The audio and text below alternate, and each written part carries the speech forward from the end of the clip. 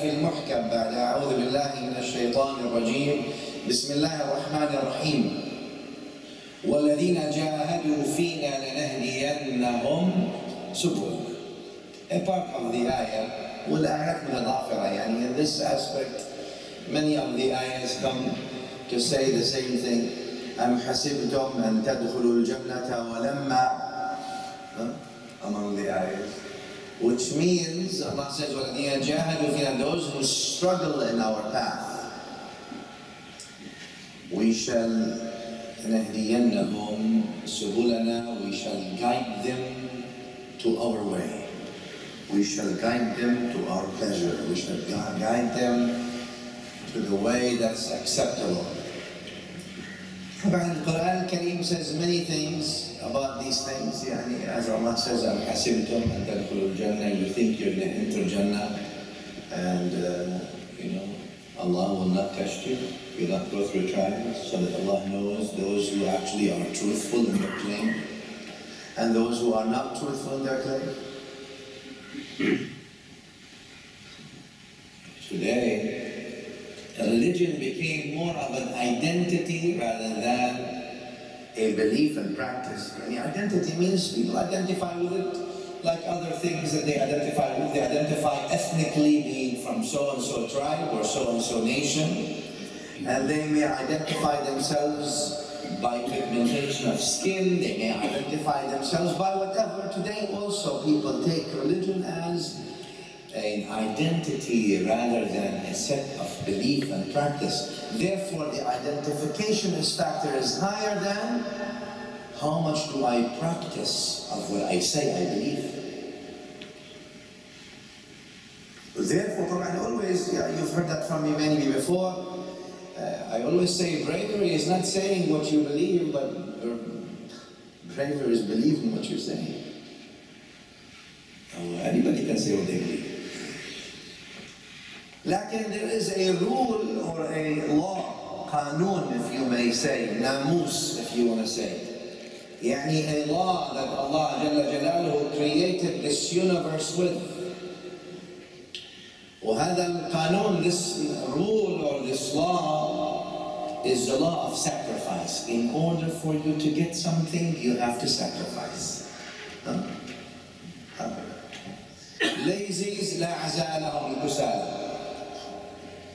Those who are lazy are not going to get anything. Well, therefore you see, in the life of Sayyidina Umar radiallahu ta'ala anhu wa ardah, those people who came to the masjid, well, they sat the whole day in the masjid, Ya Allah give us, Ya Allah give us, Ya Allah give us. So Sayyidina Umar had his Umari treatment, special, which was a stick, and then he gave them a nice treatment until they figured out, okay, now we need to go and work, and then we make dua as well.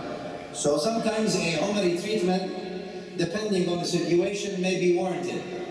Like that's to clear the minds of people that in order for you to get something, there has to be a sacrifice. Without sacrifice, there is nothing. That's why Allah says, وَالَّذِينَ جَاهَدُوا فِينَا لَنَهْدِيَنَّهُمْ سُبُلَنَا. Those who struggle in our path, we shall guide them. But those who don't struggle, there's no guidance. When do you think you're going to get guidance without struggle? You think you're better than the Anbiya? Better than the Sahaba wa Ahlul Bayt wal Awliya? That's the path. So therefore this issue of being lazy, not doing anything, with making the deen like this, obviously, but Islam came to change that idea anyway from the get-go. And that's not my topic. Like the sacrifice is not only something that the human being out of the whole creation, it's not just that the human being participates in that law of sacrifice. Actually, everything. Excuse me, you have the sun. Sun. Today there's not the sun, but anyway, usually the sun. Sun is needed. We need the sun for life. No sun, there is no life on earth. As simple as that. For this sun, Allah created the sun, and through the sun we have, it's among the reasons or asbab of life, that you have life in this world. If the sun decides to go the other way, then we will also go in a different way, south. There's no more way. In order for the sun to give you life, the sun, which is a creation, again, I'm not talking about now he or she, I'm talking about it. يعني غير العاقل in the Arabic language.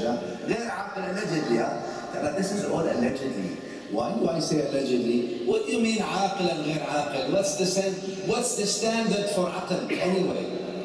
العقل يعني if you recognize that you are a creation of Allah and you are in constant tasbih and understanding and observation, is that عقل? Well, if that's the case, then many of the, or all the creation that we call غير عاقل are indeed عاقل, and many of those we call عاقل are indeed غير عاقل.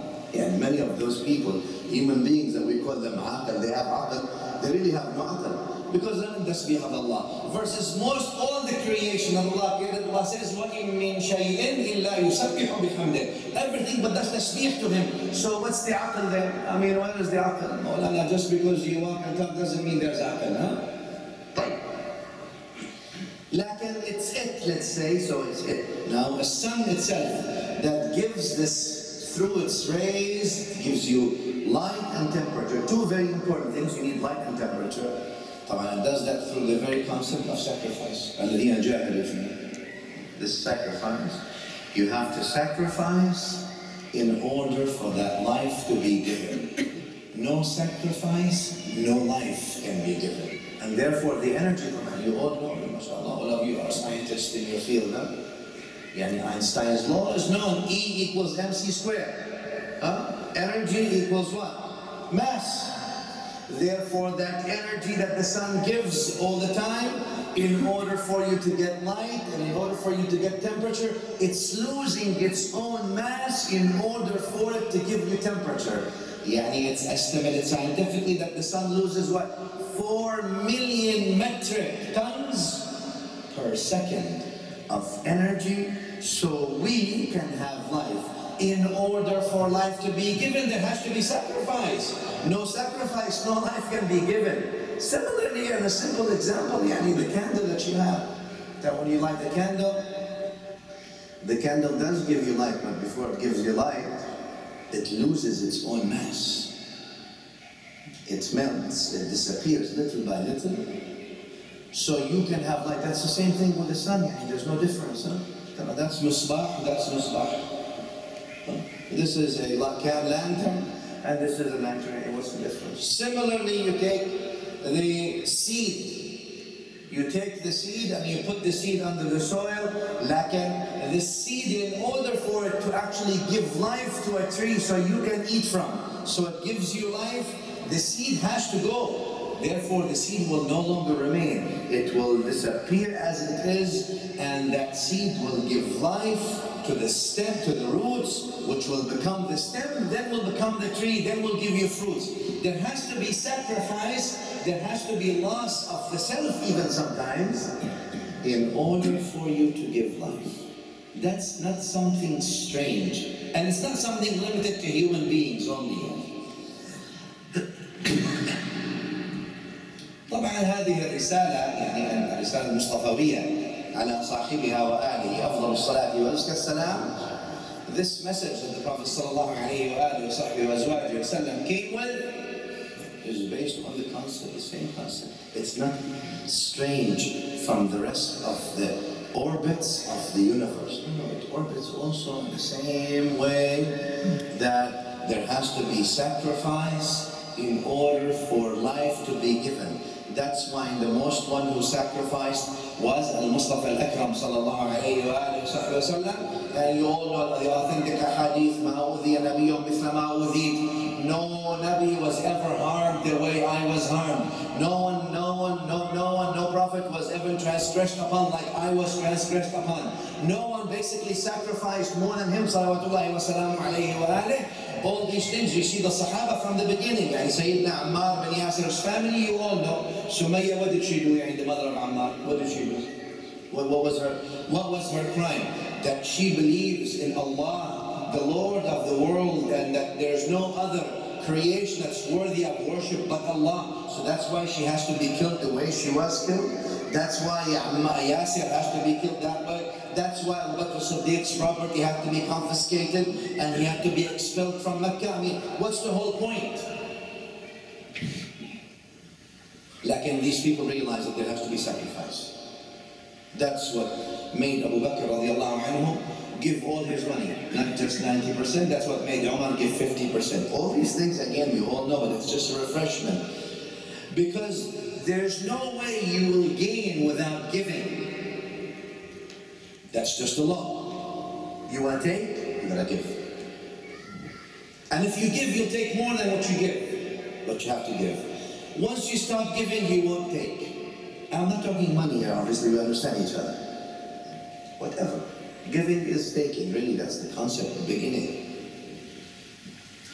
Therefore, النبي صلى الله عليه وسلم في حديثه لأسماء رضي الله عنها أسماء بنت أبي بكر الصديق رضي الله عليهما, when he told Asma, the daughter of Sayyidina Abu Bakr رضي الله عنهما, in Sahih Imam Muslim, and Nabi sallallahu alayhi wa sallam says, Ya Asma, la tuhsi fa yuhsi Allahu alayki. Oh Asma, don't count what you give for Allah's sake, then Allah will start counting on you.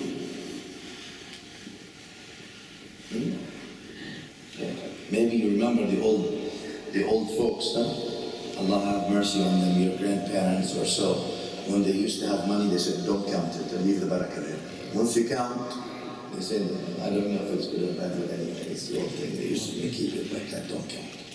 Khalas. Barakah is good. Huh? Like, these are some of the important things. You see, as-Sahaba radiallahu anhum went to migration. They went first to Abyssinia, East Africa. From East Africa, Nabi sallallahu alayhi wa sallam, I always make that point because it's an important point. And Mustafa sallallahu alayhi wa sallam identified East Africa from that time, or Africa in a sense, as a land of khair and good and all these things and all that. Until now in the world, after 1400 years, they still fight about Africa. Huh? Yeah. One thing, they don't like Africa, but they fight about Africa. Coming back from Africa. That's there after an African day. Like there's khair in Africa, lots of khair. Lots of untouched, unspoiled land. Minerals, all these things are there. You see that? And you see all these things are moving. Because everything now is consumed. You gotta go to places where they have been untouched largely. Things that, and that's why you see lots of focus there, and the focus will get more and more and more as we go. Allah help us all. Lakin this concept of sacrifice was there with the Sahaba radhiyallahu alayhim ajma'een. You see examples of many people. Allah subhanahu wa ta'ala, in His wisdom, tested this ummah, the ummah of Sayyidina Rasulullah sallallahu alayhi wa sallam, with the examples, with two groups, the examples that two groups have offered. As-Sahaba radiallahu anhum wa ahlu bayti Rasulullah sallallahu alayhi wa sallam, the family of the Prophet sallallahu alayhi wa sallam.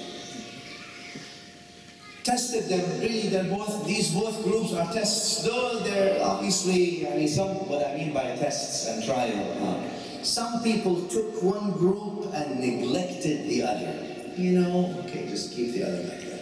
Some people took the Sahaba and neglected the family of the Prophet ﷺ. Look, this is the Shia business, we don't want to get into that.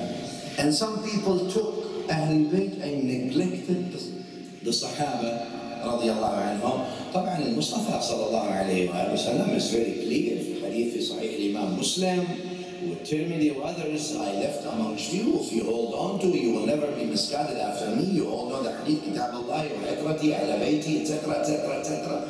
Therefore you see that the people of the Sunnah or Ahlul Sunnah did not have necessarily to make a choice of either or. Which group do I have to like and take as an example? This or that. They actually did not view that there is a difference between both groups as far as love, yet understanding that the standard for both groups to themselves as well is Rasulullah sallallahu alayhi wa sallam. But that choice didn't have to be made. They could choose to love, they chose to love as-Sahaba radiallahu anhum ajma'een, and they chose to love Ahlul Bayt Rasulullah sallallahu alayhi wa sallam. And today we still live in a world where there's still remnants of precipitations of all these things, of all days. The cult systems, you take one and you leave the other. Says when? Where is that in the Quran or the Sunnah? Just because you say so now. In fact, the Quran Kareem looks at Sunnah Sharifa looks at both of these groups as groups worthy of looking into and try to emulate, especially talking about the Sahaba and the first circle, the first generation of the family of the Prophet ﷺ, like Sayyidina Ali, Hassan and Hussein. Among the things that shocked or shook the world, really, the Muslim world, from the old days until now, in a sense, and remains as an issue of controversy and disagreement, was the revolution of al-Hussein. Imam al-Hussein's revolution had been oftentimes either sidelined, citing differences with the Shia. If we talk about al-Hussein, then does that mean we give credence to the Shia, for example? Another thing is because the facts are too tough and too hard to deal with. It's not easy. What happened was not easy, and it's not easy to face up to. Furthermore, because the revolution of Hussein was not against the Yahud or Nasara or the Mushrikeen, maybe would have accepted that more. It was not against somebody we don't know. It was against the establishment itself that ruled the Ummah under the name of Allah and the Deen. That's the difficulty. When you are revolting against the establishment that's ruling you, telling you, I am the source of the Deen, and now you have another figure telling you, well, I don't think so. I am revolting against you, for you don't really represent the Deen. That necessitates at least an understanding. Let's look into it. We will look into it. Taban, Hadith al-Imam Muslim is clear.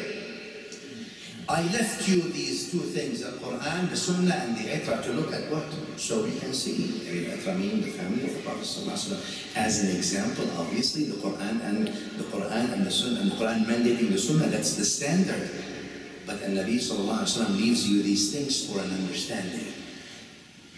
Very similar, very simple, as you all know, and Nabi ﷺ informed us that there will be prophetic khilafah. The hadith of Tirmidhi, the hadith is Hasan, and the prophetic khilafah will then eventually be changed, and after the change of the prophetic khilafah from that time on will be usually kingdoms. Kingdoms is not necessarily a well-liked terminology in the Quran. Usually Allah, when He describes kings, He doesn't describe them in a nice way, usually, in a nice way meaning that a favorable way. Because إِنَّ الْمُلُوكَ إِذَا دَخَلُوا قَرْيَةً أَفْسَدُوهَا. Kings, the Quran says, when kings enter a place, they change it, they do fasad in it. وَجَعَلُوا أَعِزَّةَ أَهْلِهَا أَذِلَّةً وَكَذَلِكَ يَفْعَلُونَ. And they make the dishonorable honorable and the honorable dishonorable. They want to change and shake things, so what's important for them is the remaining of the chair. That's all that they care about. And in order for you to keep the chair going, you gotta stay there for a long time. You gotta make sure that you tip the balance and you keep the underdog, the powerful one, the underdog always. Alright. Taban al-Hussein viewed in his time many things. Number one, economical mafia. The state turned into an economical mafia. What does that mean? Is what goes to the state, it remains in the pocket of the government at that time.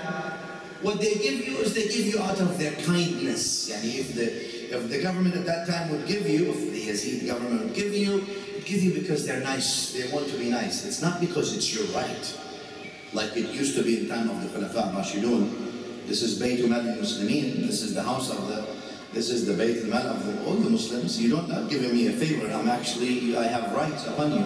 Just like many is it today. Today when you go to most of the Arab countries and the Muslim majority countries, you see how you don't have a right to ask about the treasury, because the treasury is another thing. First it goes to the ruling dynasty, and then whatever remains, maybe we'll give you, if we are kind to you. And that will be an endowment that we give upon you. Ajib. Ajib. That economical mafia was there. The second thing, obviously, as you know, the political mafia. The political mafia in any place, by political mafia, I mean, you know, politics usually is not a very clean business to start with.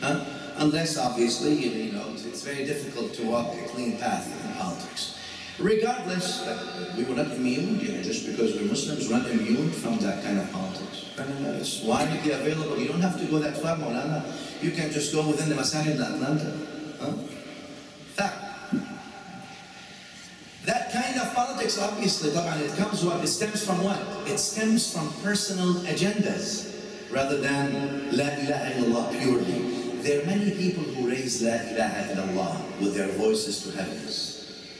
But there are many also, when they raise La ilaha illallah with their voices to heavens, there are earmarks on this La ilaha illallah. I got a shop to keep, and I got other things to do. What's going on? What do I get in return? So that kind of earmark business with La ilaha illallah, that was not something new, that was always there. And Hussein viewed that he had to revolt against this kind of thing and liberate the deen from the shackles of the political mafia. Because the best thing to rule people, usually, it's difficult to make them believe in your good politics, no matter who they are. You can, you know, you can make them believe in a change they can believe in. But then after a few years, you realize that you don't really believe in that change. So you can give them something and you can make them believe in it for a while. I mean, you know, you could be very articulate, and mashallah, you sell your words rather than your actions to the public. Very nice. So they may take that, but the magic of words doesn't last long. You always need a new dose. You always need a new dose, new dose, new dose. The best way to rule the people, obviously, is to mobilize religion. I am ruling you in the name of Allah. You believe in Allah? There's no more complaint anymore. Good, bad, alhamdulillah, let's make dua, let's make sure everything is okay. This was the thing that was going on, obviously, in the time of Sayyidina Hussein. Remember that in the time of the Khulafa al-Rashidun, there was consulting, there was shura, وَأَمْرُهُمْ شُورَى بَيْنَهُمْ.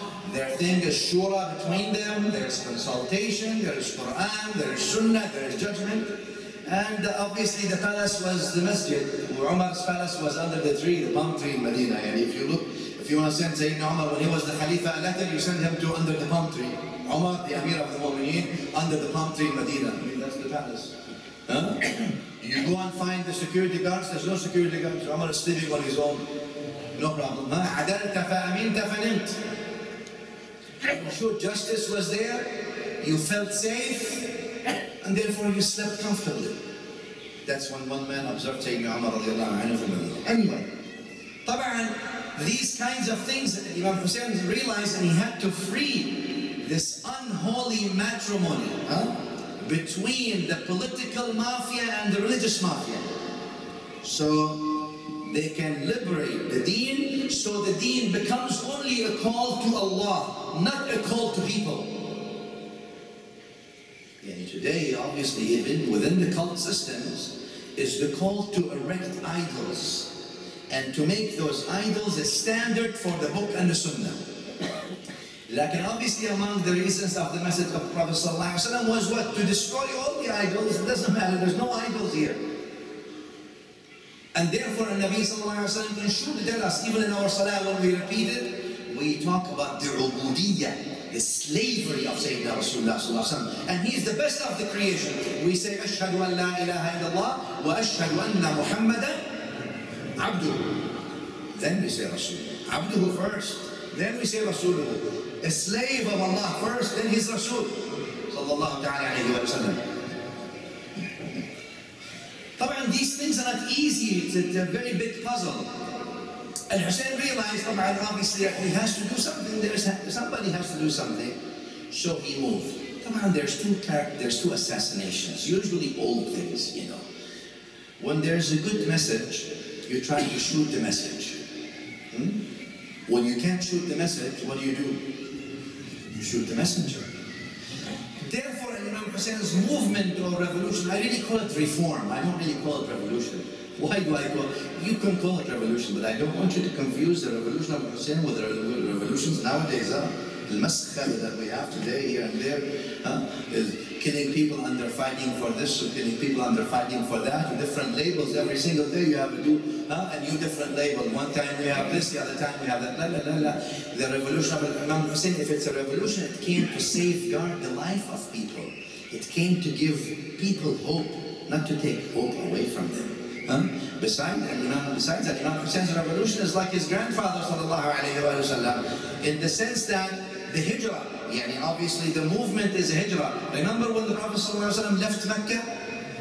Did he like to leave Mecca, or was he forced to leave Mecca? He was forced to leave Mecca. He says in the hadith sahih, وَلَوْلَا أَنَّ أَهْلَكِ أَخْرَجُوكَ لَمَا خَرَجْتَ.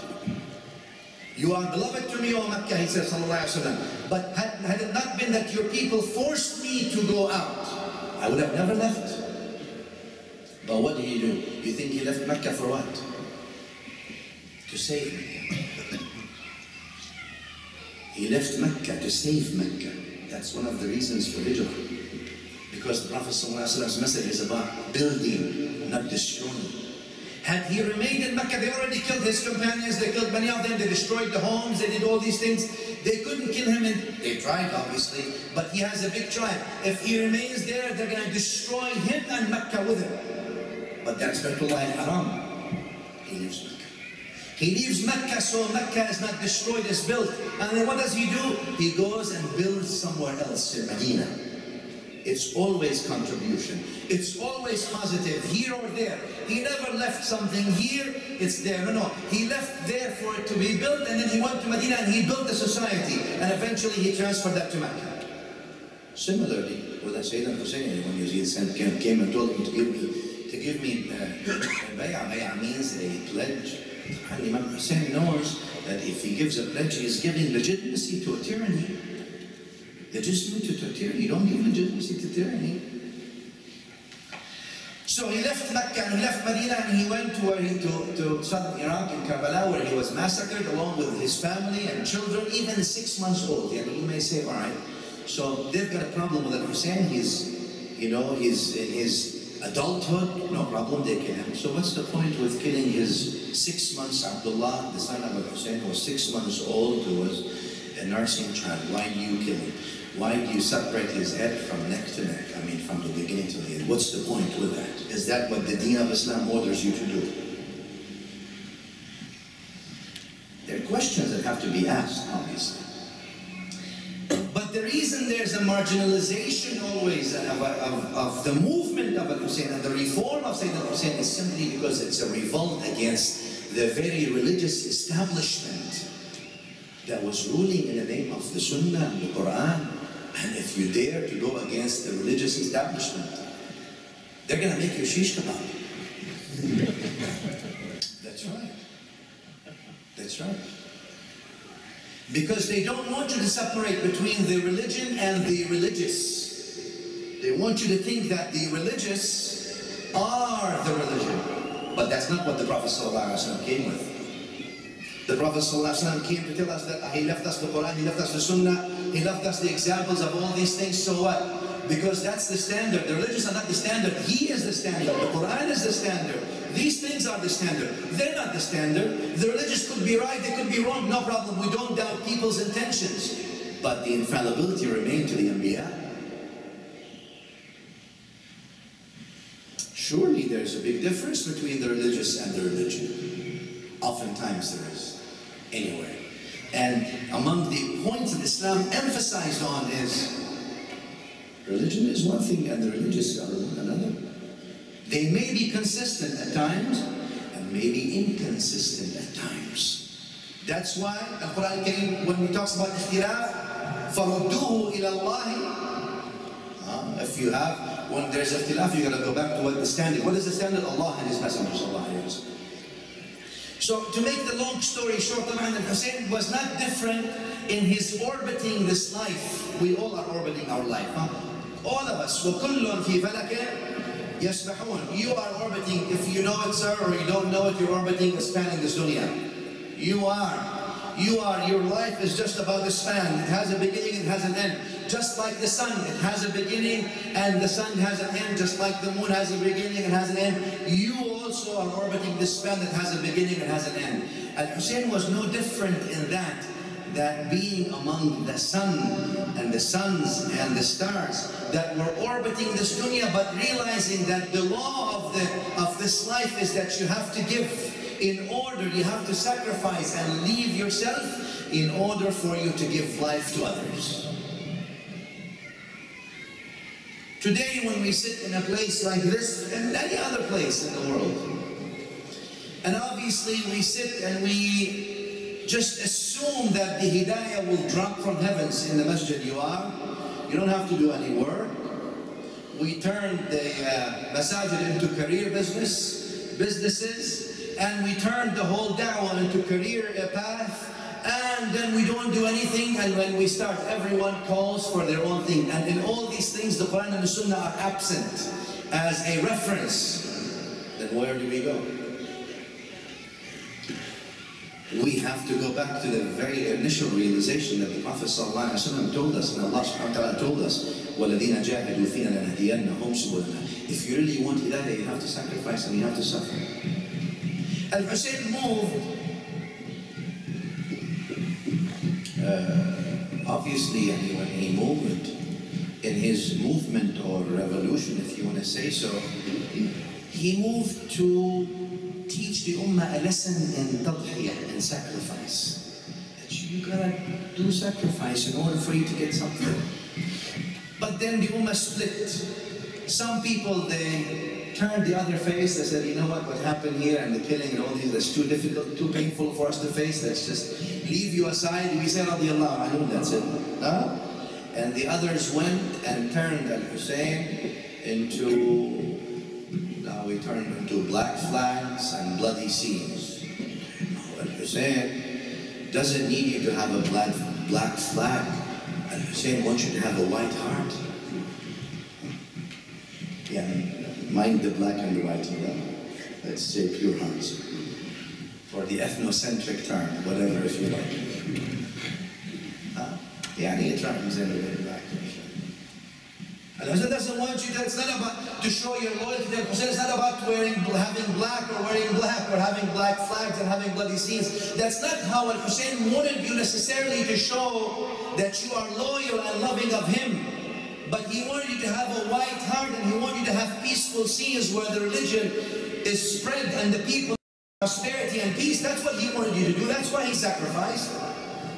And Hussein wanted to actually he rose and he actually sacrificed himself and his children, all this, so he can give people and for the ummah an understanding that from the ummah there should be people who are brave. They don't just say what they believe, but they believe what they say.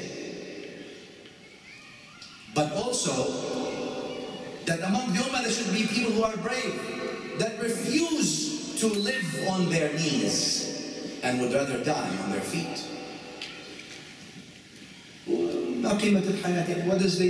What is life? What is life then? Mutanabbi used to say, he says, if death was given, then we would, if death was not, it's your own thing, you can control death, then the most misguided people would be the brave people. Why are you being brave? You're losing what's yours, huh? He says, and if death is inescapable, he says, he says that it's shame that you die as a coward. Shame on you. You're gonna and Hussein then went in this, so he teach few people, number one, that look, there has to be sacrifice and you have to say the truth and you have to go back to your Quran and you have to go back to your Sunnah.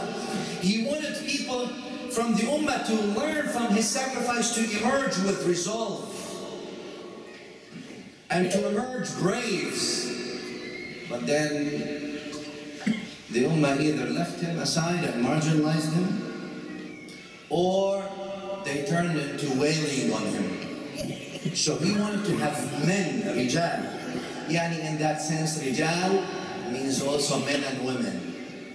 But it turns out that many of us took the position of old women instead of men. Instead of men, nisa, where they sat aside and start wailing and crying about him.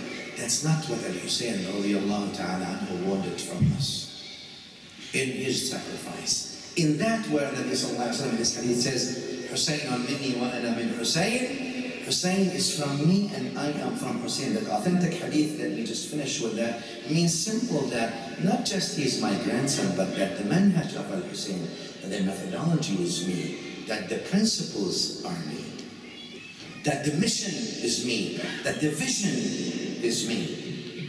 Maybe we should take a look at it from a balanced point of view. And I know in nowadays polarized world where the cults are giving people ultimatum. Either you believe in our cult or you are with the other cult. La, I think we should stay away from the cult business here and go back to the standard of the book and the authentic sunnah. For there is nothing more safe and saving than Kitabullahi wa Sunnatu Rasulihi Sahiha sallallahu ta'ala alayhi wa sallam. It gives you the balance. You don't have to choose either or. You can choose both. You can love the Sahaba and not miss on Ahlul Bayt. Or you can love Ahlul Bayt and not miss on the Sahaba. May Allah be pleased with them. I think, all of them, I think that's among the characteristics of the wasatiyya of Ahlul Sunnah. They moderate. The moderation that Allah subhanahu wa ta'ala put within the people who follow the Sunnah. أقول قولي هذا وأستغفر.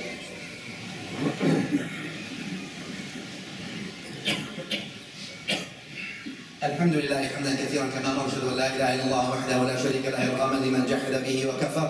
أشهد أن سيدنا محمدا صلى الله عليه وآله وسلم الشفيع المشفع في المحشر. صلى اللهم عليه وعلى آله أهل الفقه والنظر والعلم والأثر وعلى من بآثاره مكتفى واهتدى واعتبر. عباد الله اتقوا الله العظيم حق تقواه، راقبوه مراقبة من يعلم ويعتقد بأنه يراه.